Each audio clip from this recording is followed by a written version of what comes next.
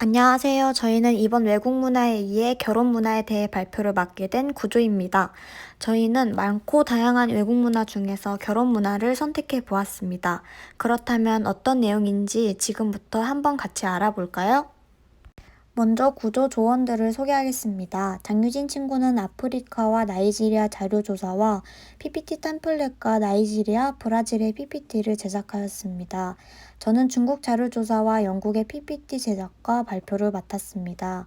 조나영 친구는 중국 자료조사를 하고 중국의 PPT를 제작하였습니다.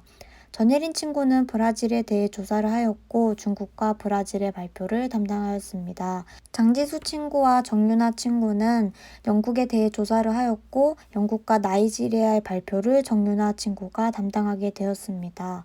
영상 수정 문제로 현재 발표자가 바뀐 점 양해 부탁드립니다. 발표의 목차입니다. 먼저 영국입니다. 영국에서는 웨딩드레스의 원칙이 있습니다. 영국인들은 결혼식 날 신부에게 이 4가지 원칙들이 있어야 행운을 가져다 준다고 믿었습니다. 이 원칙들은 아주 오래된 영국의 시에서 나온 구조를 따온 것인데요. 먼저 보여지는 something old, 신부의 지나온 삶과 친정 가족들을 계속 소중하게 간직하라 라는 뜻입니다. 두 번째 something new, 이제 새로이 시작될 미래를 축복하라 라는 뜻입니다. something borrowed, 주변에 먼저 결혼해서 살고 있는 친구나 커플들에게 무언가를 빌려서 그들의 행복한 기운을 받으라는 뜻입니다. 그리고 마지막으로 something blue. 이 원칙은 조금 특별한 원칙인데요. 파란색이라는 단어가 고대 로마 시대부터 서양에서는 사랑과 절정을 의미한다고 합니다. 그래서 이 단어를 쓴다고 해요. 이렇게 의미 있는 4가지 원칙들이 신부에게 행운을 가져다 준다고 믿는다는 영국의 특별한 결혼 문화입니다. 다음은 영국은 결혼식에서 돈 이야기를 하지 않는다는 문화인데요.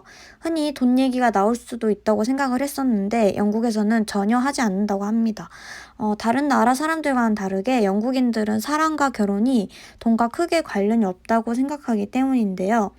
아예 기본적인 예절로 여기면서 돈 이야기를 하면 의미를 훼손하는 일이라고 생각을 하고 돈이나 지불 이런 단어를 사용하지 않도록 축의금 대신 정성 어린 선물을 하는 것이 일반적이라고 합니다.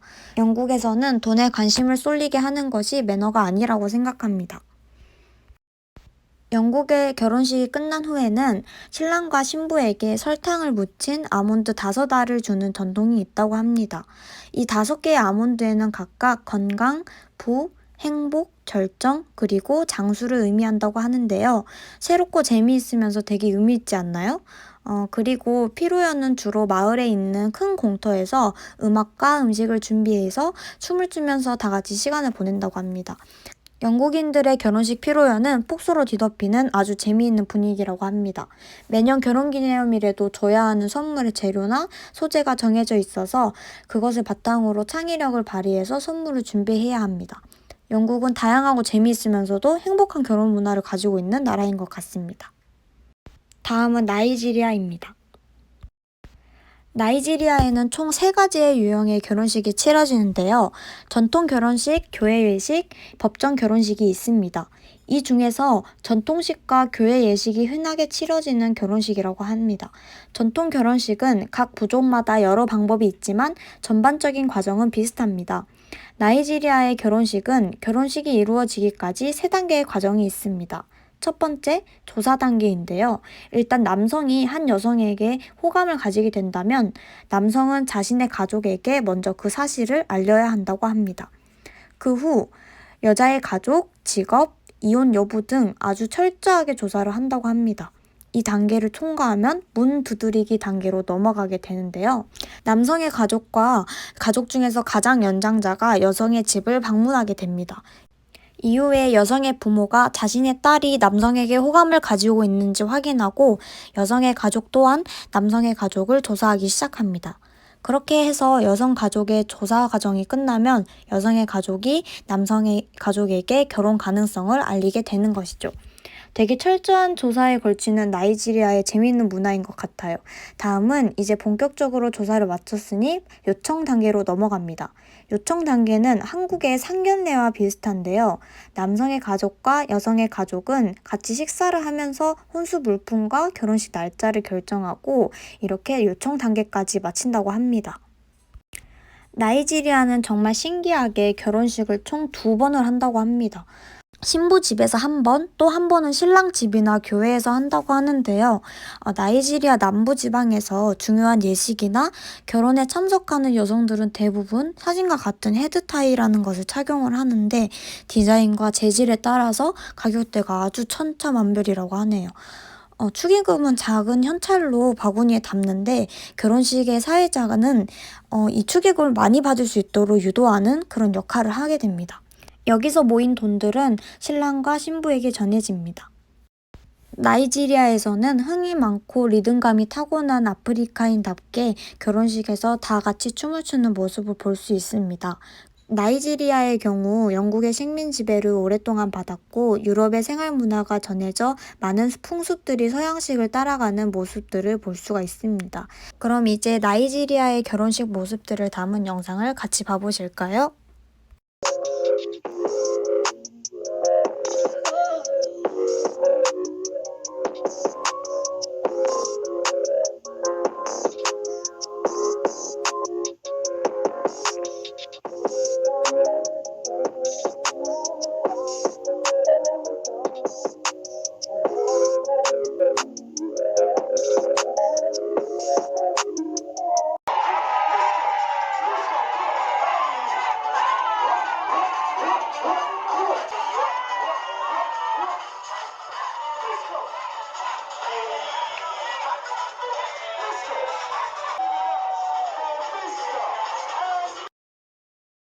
다음은 중국의 결혼 문화입니다.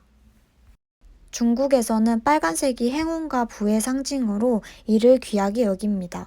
이 사진들을 보듯이 식장과 테이블, 심지어 조명까지 빨간색 장식들로 화려하게 꾸며놓은 모습들을 볼 수가 있습니다. 또한 홍바오라는 붉은색 봉투에 축의금을 넣어 전달합니다.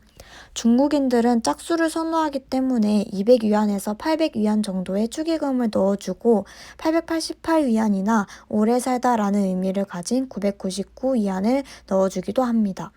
축의금은 자신의 월급의 3분의 1, 심지어는 2분의 1이나 낼 정도로 많이 내기도 합니다.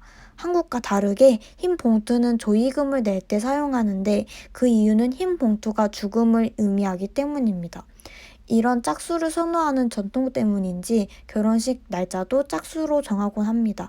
양력을 음력으로 환산했을 때 2, 4, 6, 8, 10이 들어간 날짜와 화요일, 금요일을 선호한다고 합니다. 중국의 결혼식 비용은 집값과 신혼여행을 제외하고도 3천만 원이 넘습니다.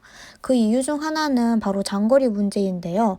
중국은 땅이 워낙 넓잖아요. 그래서 서로 사는 지역이 다를 경우 신랑 신부의 고향에서 각각 1번씩 결혼식을 치러야 되기 때문에 총 2번의 결혼식을 올리는 경우도 있습니다.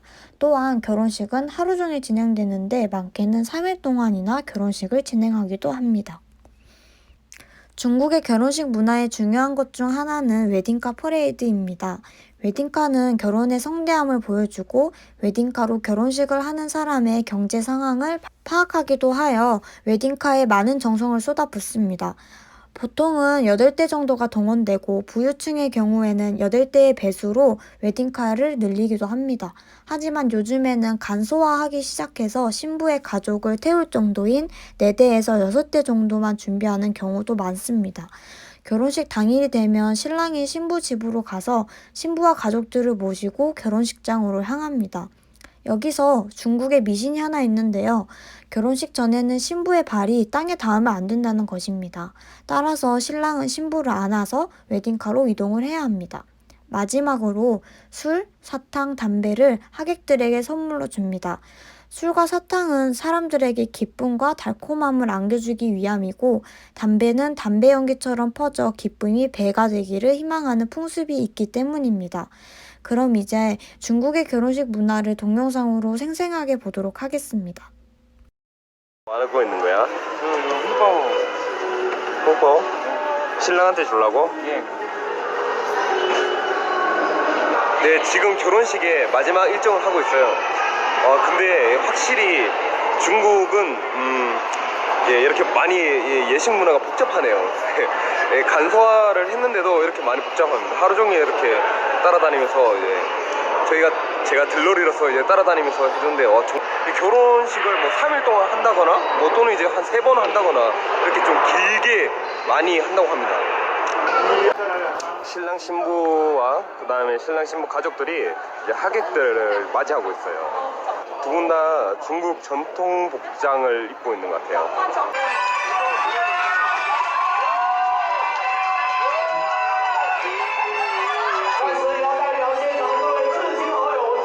다음으로는 브라질의 결혼 문화입니다. 삼바의 나라인 브라질에는 가족을 늘려라, 그러면 조국을 얻을 수 있다 라는 말이 있을 정도로 가족 안의 수를 늘리는 개념이 상당히 중요했습니다. 가족, 사람이 늘어야 노동력이 풍부해지고 나라가 발전한다고 생각했기 때문입니다. 그렇기 때문에 과거 브라질에는 조혼 제도가 한때 성행하였습니다.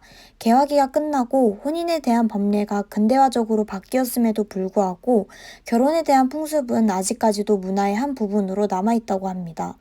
이 부분은 결혼에 관한 브라질의 모든 통계원의 조사 대상을 15세부터 잡고 있는 것으로 확인할 수 있습니다.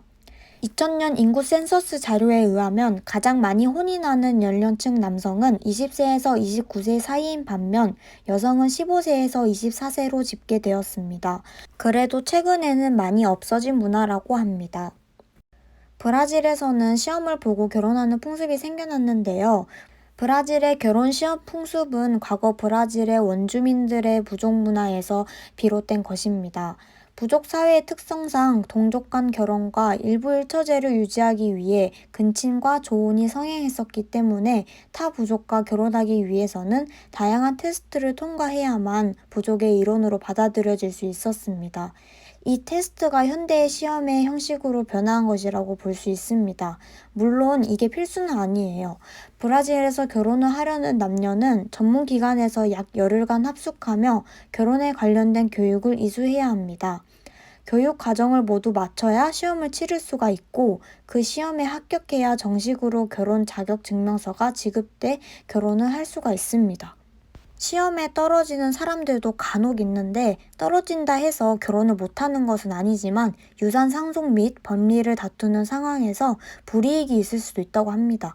이런 풍습 덕분에 브라질은 세계에서 이혼율이 낮은 나라로 손꼽히고 있습니다. 브라질에는 결혼 전 신부와 신랑 친구들끼리의 모임이 있는데요.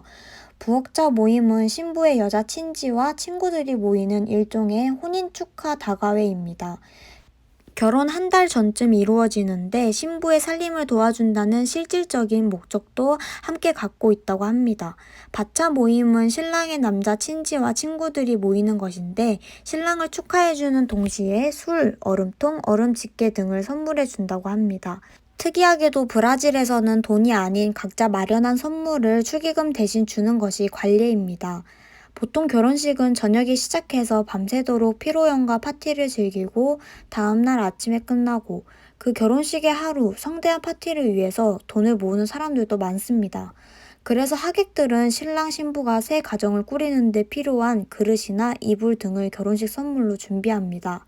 마지막으로 브라질은 2011년 동성결혼이 합법화되었으며 2002년부터 브라질에서의 동거도 법적으로 인정되었습니다.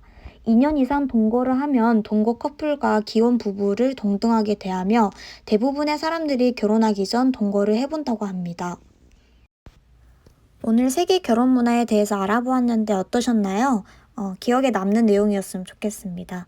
이상으로 구조 결혼 문화에 대해 발표를 한 임세빈이었습니다. 지금까지 발표를 들어주셔서 감사합니다.